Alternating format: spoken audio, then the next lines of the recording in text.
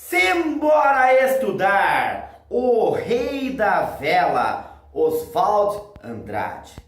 Hoje nós vamos analisar aqui a obra O Rei da Vela, nessa peça escrita por Oswald Andrade, né? Grande personagem da literatura brasileira, principalmente ali no modernismo. E o Oswald Andrade é aquela pessoa que quanto mais você estuda, né, e quanto mais o tempo passa, você percebe como ele era moderno, como ele era modernista realmente, né, como a sua obra é cada vez mais presente, tá? Eu nunca tinha lido até fazer fazer esse vídeo aqui para vocês, né? Fui ler para poder fazer, né? Para auxiliá-los aí no vestibular do Unioeste, né? Nunca assisti a essa peça também, tá? Já tinha ouvido falar sobre a obra, mas é claro, né? Conhecia o enredo da obra, mas é só lendo a obra mesmo para saber a grandiosidade dessa obra, tá? Então, é uma peça de teatro, tá? Escrita em 3 atos, tá? Lá na década de 30, tá? De 1930. E uma curiosidade, né, que o Oswald de Andrade ele não viu essa peça ser encenada, tá? Ele escreveu e essa peça ficou lá e só foi a peça encenada depois da sua morte, tá? Personagens da obra, né, personagens dramáticos, tá? Então, nós temos 2 Abelardos, né, o Abelardo I e o Abelardo II, ou o Abelardo I, o Abelardo II, tá? Heloísa de Lesbos, Joana, que também é conhecida como João dos Divãs, Totó, Fruta do Conde, Coronel Belarmino, Dona Cesarina, Dona Poloquinha, Perdigoto, o americano, o cliente, o intelectual Pinote, a secretária, devedores e devedoras e o ponto. Como assim o ponto? O que é o ponto?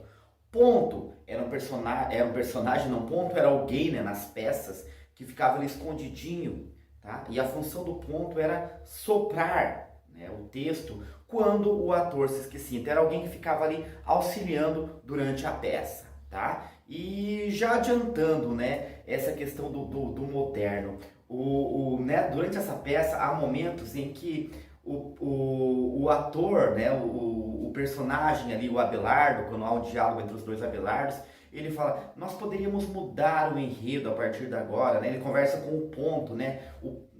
Poderíamos mudar. Aí o ponto responde, né, que não. Ah, mas o autor da obra não vai se importar se a gente mudar, né? E diálogos mais ou menos assim, tá? Então, quem é o Rei da Vela? O Rei da Vela, né, que é o Abelardo I ou Abelardo I, tá? Vou chamar de Abelardo I aqui, tá? Então, esse Abelardo, ele é o Rei da Vela, ou seja, ele é um cara que tem uma fábrica de velas, né? E uma grandiosidade, uma grandiosidade assim de grana, tá? Ele é um cara muito rico, tá? E já pensem lá na questão da vela. Para que principalmente a vela, né? Quando a gente usa a vela para iluminar, tá? Mas também para os defuntos, tá? Então a vela teria esse sentido ainda de retrocesso, né? Porque não tem uma luz ali como a luz elétrica, a vela seria algo anterior, né? Uma luz, mas também essa coisa da morte, né? Colocar ali para o morto, né? Iluminar o caminho dele para chegar ao outro mundo, tá? E além, né, dele ser o Rei da Vela, ele também tem uma empresa de agiotagem, né? Um escritório de usura, né? É um escritório de usura que ele tem ali, que ele empresta dinheiro a juros, ele é um agiota, né? Ele empresta dinheiro a juros e juros altíssimos. Então, o primeiro ato, né, ele tem uma rubrica bem grande. Pessoal, o que é rubrica, tá? Rubrica é aquela marcação no texto, tá? Para os atores, né, para quem participa ali da peça saber o que está acontecendo, o cenário, né, a forma como o autor fala. Então, são as rubricas que vão determinar ali a forma como a cena é feita. Então, o texto começa com essa rubrica aqui, tá? Em São Paulo, escritório de usura de Abelardo e Abelardo. Então, nós estamos no escritório do Abelardo e Abelardo. Percebam aí que tem Abelardo e Abelardo, mas o dono do escritório é um Abelardo apenas, tá? Mas no final a gente vai ver, vai ter algo relacionado a isso, tá? Um retrato da Gioconda, caixas amontoadas, tá? Então ele começa ali, nós começamos então a primeira cena neste escritório, tá? Abelardo primeiro, rubrica, sentado em conversa com o cliente, aperta um botão, ouve um forte barulho de campainha. Aí a fala, vamos ver.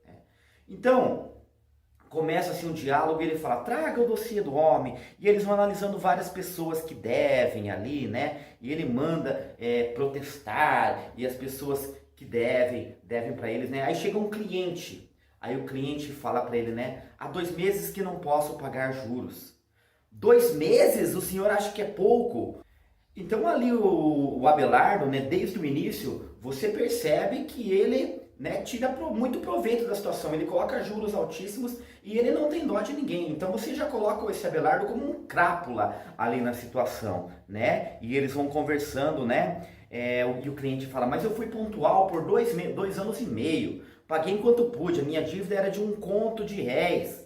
Só de juros eu lhe trouxe aqui nessa semana mais de 2 contos e 500. Então perceba, o empréstimo dele foi de 1 conto, né? Ele já trouxe só de juros 1 conto e 500, tá? Então percebam como o Abelardo ganha dinheiro aí com a sua empresa ali, né, de agiotagem, tá?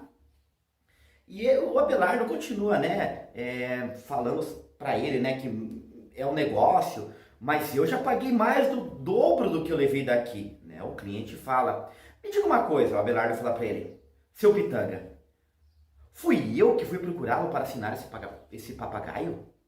Foi o meu automóvel que parou diante do seu casebre para pedir que aceitasse o meu dinheiro? Com que direito o senhor me propõe uma redução no capital que eu lhe emprestei? Ele quer reduzir o capital, né? Para os juros ficarem menores, tá? Eu já paguei 2 vezes, né? Diz o cliente, desnorteado a rubrica, tá? E aí o cliente fala, né? Que poderia levá-lo lá, né? Foi criado que existe a lei de usura, mas ele nem foi lá procurar a lei de usura, né? A lei de usura era uma lei nova, né? Foi criada ali na década de 30, né? Que não se poderiam cobrar juros abusivos, né? Juros excessivos. E a crítica que o Abelardo coloca isso, né? Como que o governo, eu empresto o dinheiro é meu, eu faço o que eu quero com ele, né? Criticando ali o governo de tentar regulamentar isso, né? Então já começam aí as críticas sociais, né? A pessoas como o Abelardo, né?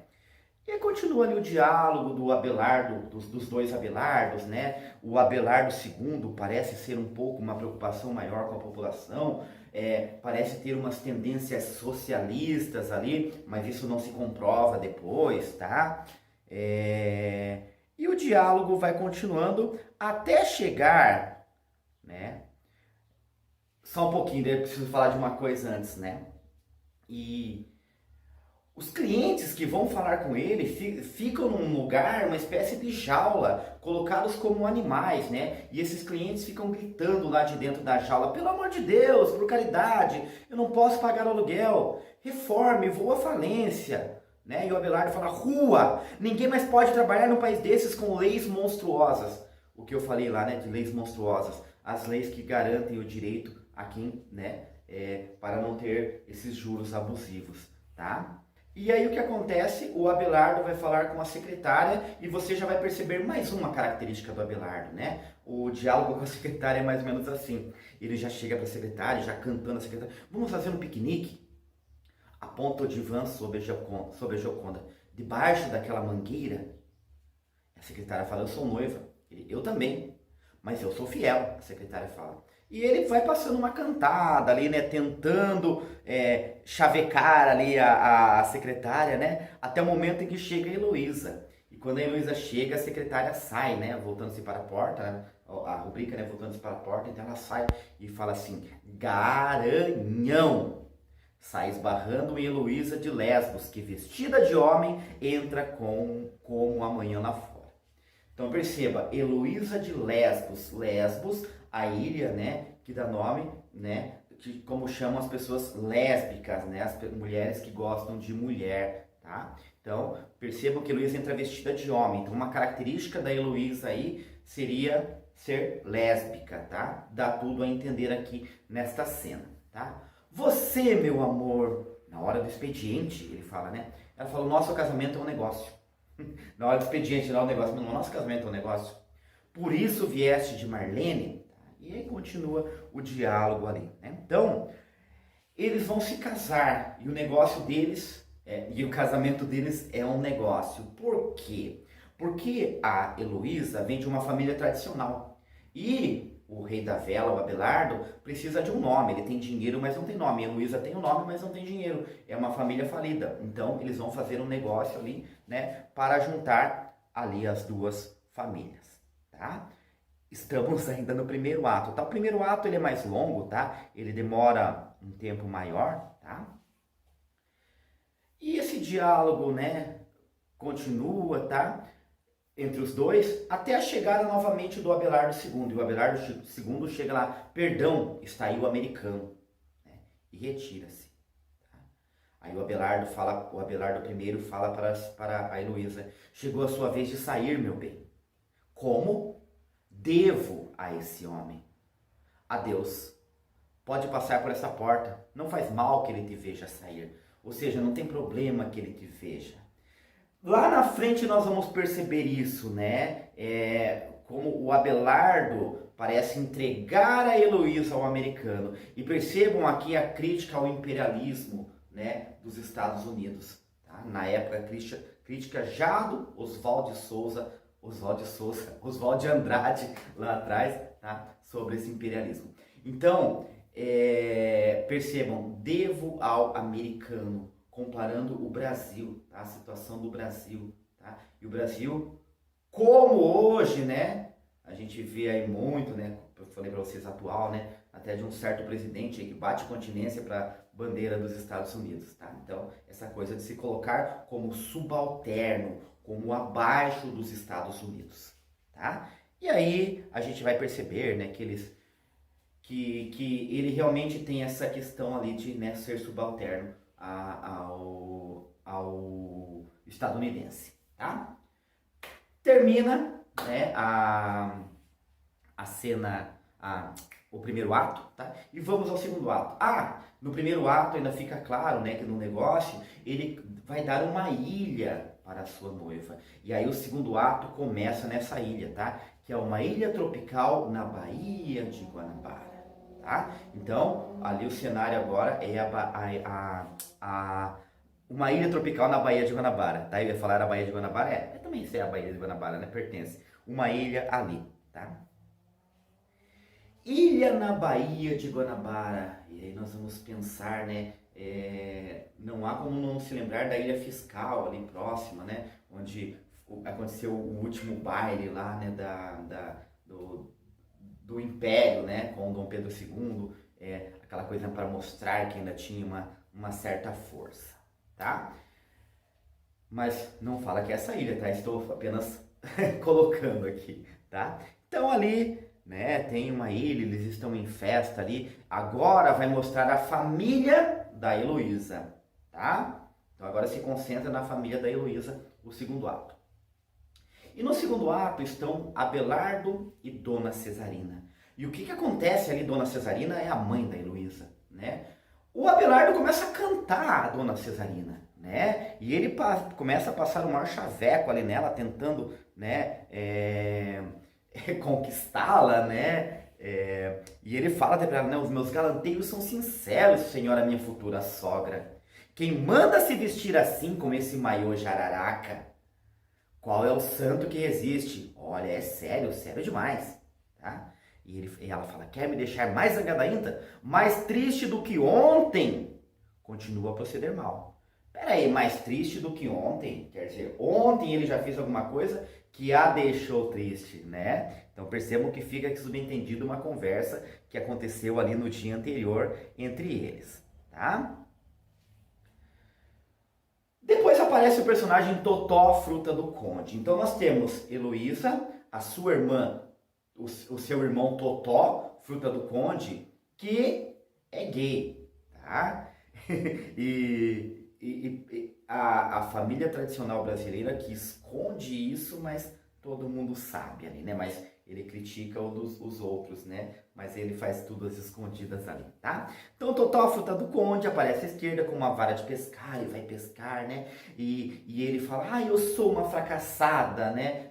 Usando o feminino, tá? O adjetivo fracassada no feminino. E a mãe, Dona Cesarina, meu filhinho, vem cá, benzinho do meu coração, né? Então a forma como é tratada. Ninguém trabalha nessa família, tá? É uma família de vagabundos, tá? O rei da vela ainda trabalha, mas essa família é todo mundo oportunista.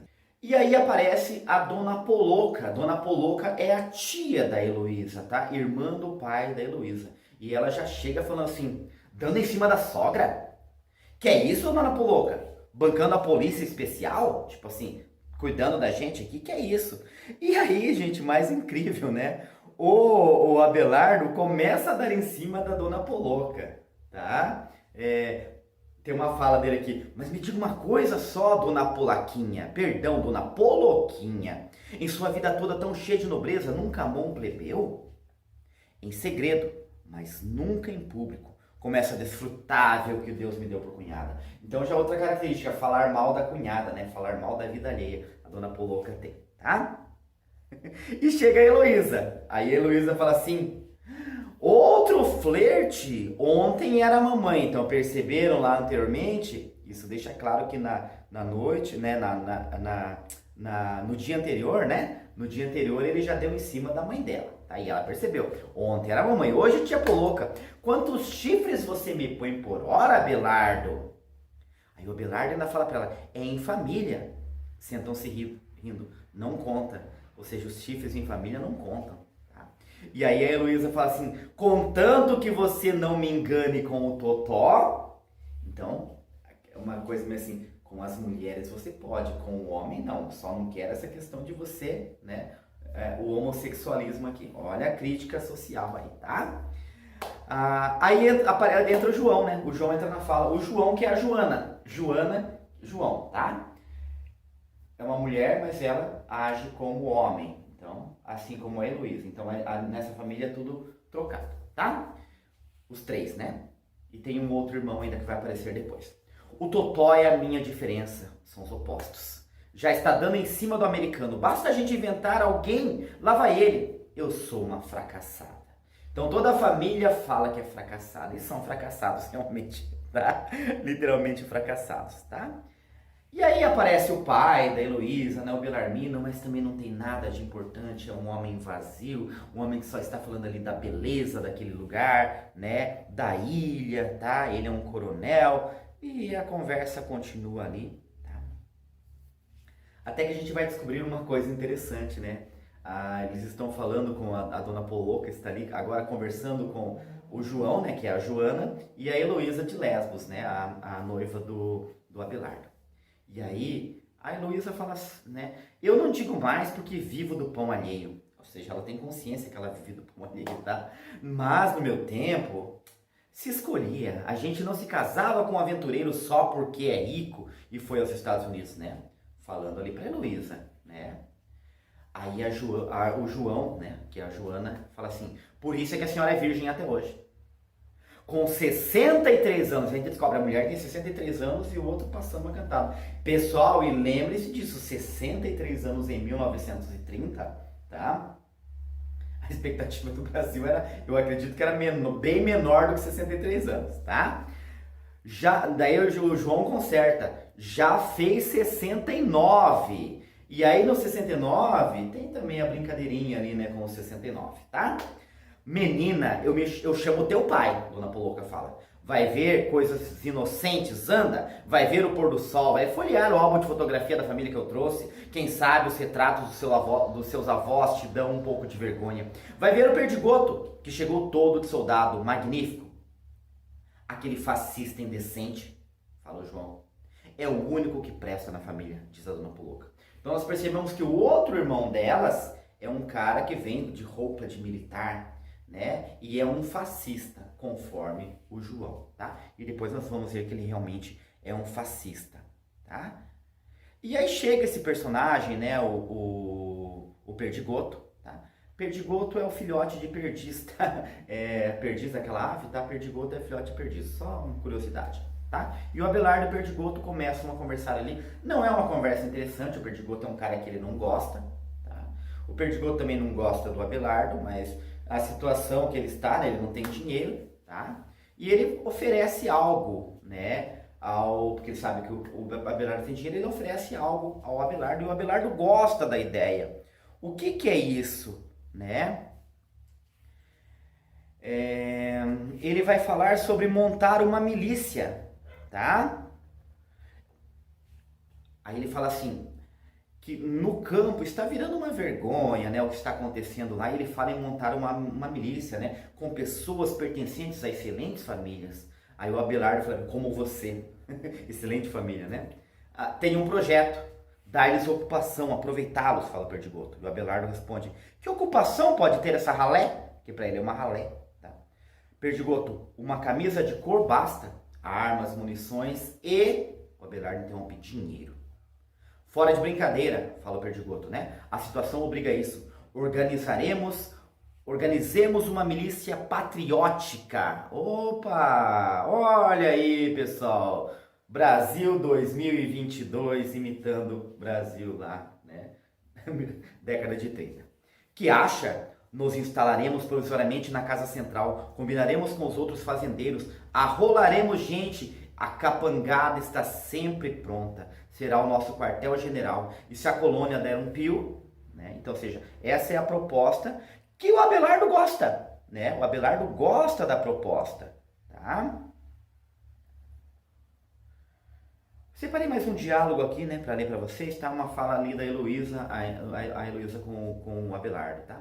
E a Heloísa pergunta para o Abelardo, está arrependido? Não te trago vantagens sociais, físicas, políticas, bancárias? Mas que às vezes, de repente, perco a confiança. É como se o chão me faltasse. Sei que as tuas relações são boas. Amanhã teremos um jantar de congraçamento sob as estrelas do pavilhão Yankee. Né? Isso é a fala do Abelardo agora, tá, gente? Desculpa, não esqueci de falar. Até o mais degenerado dos teus irmãos me será útil. Aí a Luísa, o Frutinha? O Totó Fruta do Conde? Por enquanto, o outro, o Ébrio, vai fundar a primeira milícia fascista rural de São Paulo. Quem vai se regalar é o tal Cristiano de Bem Saúde, o escritor. Você sabe, ele vem amanhã. Tá? Cristiano de Bem Saúde, o escritor. Lembremos que um dos fascistas, talvez o fascista mais conhecido aqui do Brasil, é o Plínio Salgado, né? Que também era escritor, que também é dessa época, tá? Eu vejo aqui uma crítica direta ao Plínio Salgado, tá? Escritor fascista, tá? Que tinha essas ideias aí também de milícias e tudo mais, tá? Inclusive nós estamos, né, fazendo as análises da obra do vestibular UniOeste 2023, 2024, 2025. Assim como essa, também tem os tambores silenciosos que nós já fizemos, né? Que fala exatamente sobre isso, né? A ação integralista, né? Fala um pouquinho sobre a ação integralista. E aparece ali o Plínio Salgado também, né? Lá nos tambores silenciosos, tá? Então, é uma boa coisa, né? Pra gente pensar aí que pode ter uma questão aí no vestibular da UniOeste sobre essas duas obras, tá? Pensem bastante sobre isso. E mais à frente, né, tem um novo encontro dos dois, né, o Abelardo, talvez até mais incitado por aquela coisa da mulher ainda ser virgem, né, da Poloquinha, mesmo lá tendo 60 e tantos anos, né, tal, e ele insiste, né, ele fala de levá-la até Petrópolis, e ela fala que tudo tem um preço, né, eles falam sobre preços, né, das coisas, e aí o Abelardo fala, deixe-lhe beijar os pés, santinha, o maiô pelo menos. Levanta-se, rubrica. Pois olhe, há de ser comigo, eu lhe dou uma viagem a Petrópolis, né? Ele vai falando, uma noite de amor nessa idade, ela fala, a primeira, né? Ele diz pra ela, diga que aceita. Olha que eu não sou de ferro. Vou mandar preparar a lancha e uns bolinhos. Uns pés de moleque. Abafa. Abafa. Saindo pela direita, atira um beijo. 2. Ao luar, esta noite. E aí termina o segundo ato, né, com essa insinuação, né, essa coisa de que os dois vão ter um encontro amoroso em Petrópolis. Eles estão no Rio de Janeiro e eles vão para Petrópolis, tá? É curioso como os atos eles mudam totalmente, tá? Agora a gente vai para o terceiro ato e o terceiro ato ele dá essa pausa aí e a gente já vê uma situação totalmente diferente do que havia ali no segundo ato, né? O terceiro ato é o mesmo cenário lá do primeiro ato, né? O local lá do escritório do Abelardo, tá? E o Abelardo está lá, só que agora, né? A rubrica diz assim, a cena está atravancada de ferro velho, penhorado, uma casa de saúde, uma maca no chão, uma cadeira de rodas, ou seja, vários objetos ali penhorados, né? E estão na cena Heloísa e Abelardo, tá? Abelardo primeiro, noivo de Heloísa. E aí o Abelardo fala, né, que agora a vida dele está desgraçada. Então nós percebemos que agora ele está falido. Ele não tem mais dinheiro. E aí ele fala com a Heloísa que a única saída dele é o suicídio, né? Que ele vai se matar, tá? Diálogo aqui a fala do Abelardo. Está bem para a Heloísa. Tu, meu cravo de defunto, dá-me o último beijo. Enlaçam-se. O pano encobre a cena, ouve-se um grito terrível de mulher e uma salva de 7 tiros de canhão. Quando reabre, Heloísa soluça, jogada sobre a maca. Abelardo está caído na cadeira de rodas que centraliza a cena. O telefone ressoa. Ela soluça, silêncio prolongado, o telefone insiste. Então nós percebemos ali que o Abelardo deu um tiro nele mesmo, né? Tentou se suicidar, porque nós vamos ver que ele continua vivo lá, tá? Mas ele tentou se suicidar, tá? E o telefone ali, e o Abelardo fala para a Heloísa não atender o telefone, porque ele sabe que é o Abelardo II, tá? E agora, lembram lá Abelardo e Abelardo lá no início, tá? Abelardo vai assumir o lugar de Abelardo, Abelardo II vai assumir o lugar do Abelardo I. Tá? Então, os personagens mudam, mas a história continua a mesma. Tá? Brasil, Estados Unidos, os presidentes mudam, mas a coisa continua igual. Década de 1930. Pensem nisso. Tá? E aí eles têm um diálogo, né, onde o Abelardo fala, meu alter ego, foi um suicídio autêntico. O Abelardo, né, as rubricas deixam claro, fingindo surpresa, né? Possesso, né? Ele fala, fingindo-se possesso de surpresa, deixa rolar a lanterna. Mas o que houve? O que foi? O que é isso? Meu Deus! Né? E aí, lembra que eu falei da fala do ponto? É nesse momento que eles conversam com um ponto, né? Eles falam para mudar a cena, mas não é possível, tá? E aí o Abelardo I fala, né, que agora o Abelardo II tomou o lugar dele e vai se casar com Heloísa. Aí o Abelardo fala, que necessidade tem você de se casar com a minha viúva? Vai tê-la virgem e de branco. Abelardo II, virgem? Heloísa virgem? Heloísa diminui os soluços. Lembre-se que Heloísa, de Lesbos, né? Gosta de mulheres. Abelardo I, se o americano desistir do direito de pernada. De pernada? Sim, o direito à primeira noite é a tradição. Não se afobe, pequeno burguês sexual imaginoso. Não se esqueça que estamos num país semicolonial. Tudo que é primeiro, a primeira é para eles, não é para nós. O melhor é para eles, tá? É isso que quer dizer aqui. Diga onde escondeu o dinheiro que abafou. O Abelardo, que dinheiro? E aí nós percebemos que o Abelardo II roubou o Abelardo I, né? Passou a perna no Abelardo I, tá? E esse diálogo vai até a morte do Abelardo I, só que tem uma parte muito interessante, tá? No diálogo deles ali, o Abelardo I fala para o Abelardo II, né? Liga o rádio, né? Aí o rádio começa, tá? Ele fala, a minha última vontade, liga o rádio. E aí o Abelardo II vai lá, liga o rádio, né? Aí o rádio começa, ondas curtas, 25, onda de má... Não, o Abelardo fala isso, né? Ondas curtas, 25, onda de má reputação. Quantas vezes eu escutei isso? Abelardo I, é o vazio debaixo dos pés, o abismo aberto, a catástrofe. Silêncio. Aí, desculpa, a rubrica. Silêncio. Ouvem-se os sons da Internacional, o hino dos trabalhadores, tá? Então ouve-se ali a Internacional comunista, né? E deixa claro o hino dos trabalhadores. E aí começa, aí o Abelardo II, a Internacional. E aí começa o Internacional, vai a música internacional, né? O hino internacional, termina, uma voz no rádio começa a falar, proletários de todo mundo, univos, aqui fala Moscou, e aí corta, né? Por quê? Porque o Abelardo com o pé vira o aparelho que se cala. Na base da força, nós calamos os trabalhadores, tá? Isso que representa aqui, tá?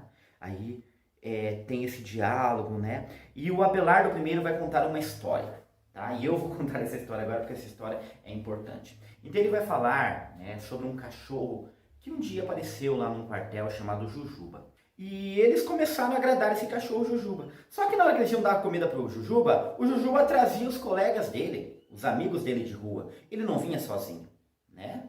Aí um dia o major ficou revoltado com aquilo, né? E aí deu lá uns tiros, afastaram os cachorros, mandaram todos os cachorros embora.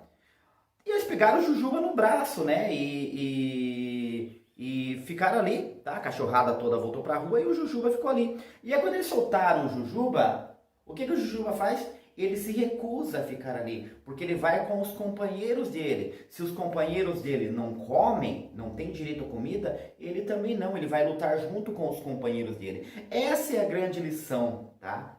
Dessa peça, tá? Eu ia falar desse livro, não deixa de ser um livro, né? Mas dessa peça aqui. Essa é a grande lição, tá? Trabalhadores do mundo, univos, né? Como falou na rádio, e o pontapé e a história do Jujuba, né? E aí o Abelardo fala, né? O Abelardo II fala: os soldados são patriotas, né? Os soldados amam o Brasil, viva o Brasil, né?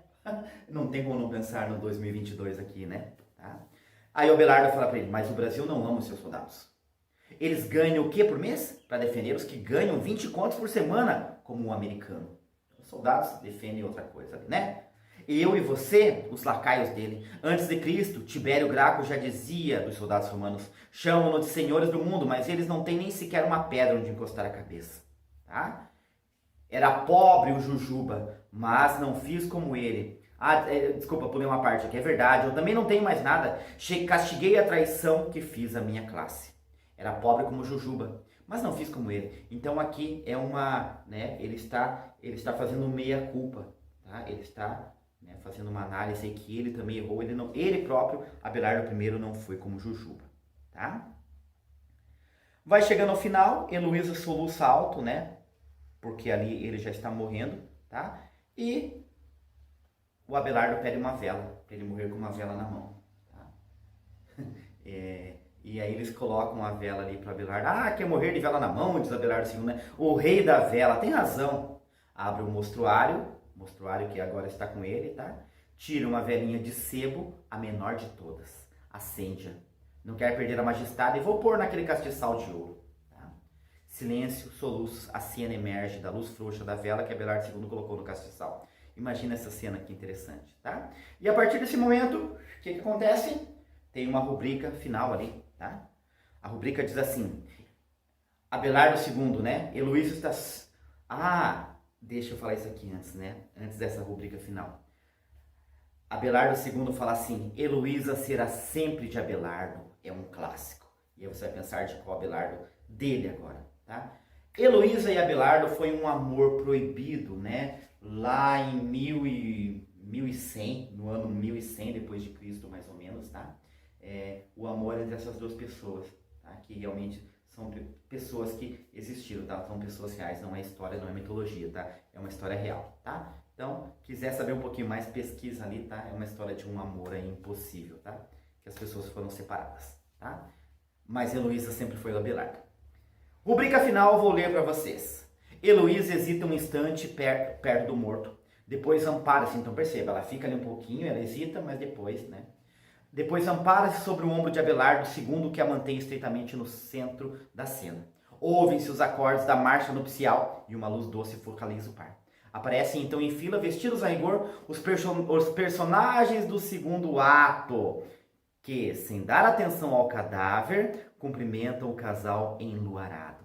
Então, Abelardo I passa a ser um objeto e ninguém dá bola para ele. A família toda da Heloísa, que era quem estava naquele segundo ato, né, vai ali para agora o casamento do Abelardo II com ela. Tá? Muda-se o noivo. Tá? É assim a vida dessas pessoas. Tá?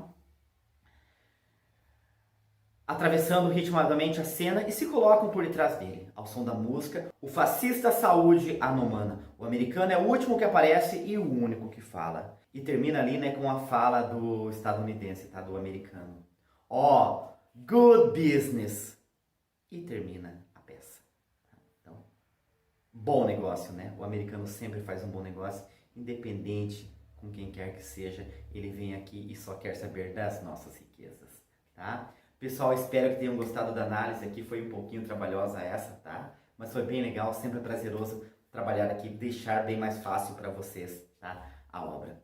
Se chegou até aqui e gostou do vídeo, tá? Dá um like, aí se não gostou também dá um dislike, comenta aí, tá, o que você está achando, né, das obras aqui do Vestibular Unioeste. Vou trabalhar todas para vocês, tá? Já trabalhei várias, faltam algumas, vou trabalhar todas, tá? Então continua aqui, se inscreve no canal aqui para não perder nada, tá? Outras análises também de outros contos, outras música, de romance, de poemas, tá? Você encontra aqui no nosso canal. Espero que tenha gostado. Por hoje é isso e simbora estudar!